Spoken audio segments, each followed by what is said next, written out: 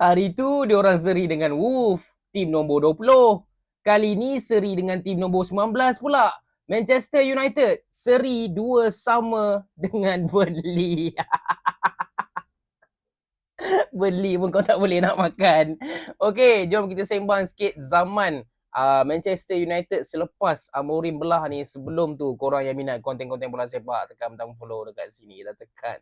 Mantap. Alright, so ini adalah game pertama untuk MU under Darren Fletcher, interim. Bukan interim. Tak tahulah manager ni sampai bila, 2-3 game kot, sebab dengar cerita lawan Brighton pun masih lagi Darren Fletcher, FA Cup, okay, masih lagi Darren Fletcher, MU masih lagi mencari pengganti.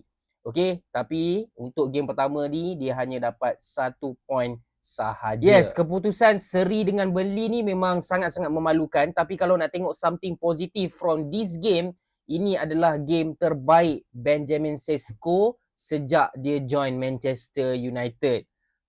Sesko yang sebelum ni tak boleh pakai, tak boleh harap, agak klinikal untuk game ni, berjaya skor 2 gol.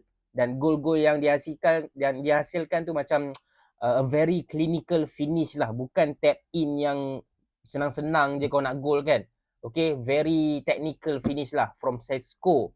Dan bukan itu saja, kalau korang perasan, untuk game ni Sesko dapat banyak peluang, dapat banyak suapan daripada teammate-teammate dia macam Bruno kan.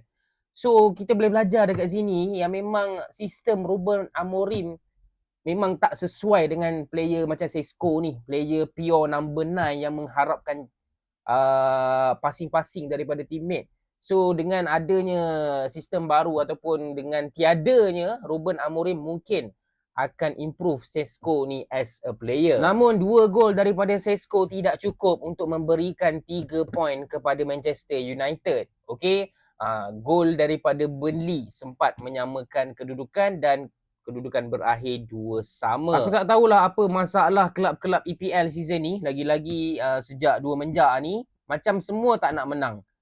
MU tak nak menang, Man City tak nak menang, Chelsea tak nak menang, Arsenal je yang akan menang. Jadi korang dah bersiap sedia ke belum untuk melihat Arsenal menjulang trofi selepas 20 tahun lebih? Kalau korang belum ready, aku rasa korang dah kena ready dah.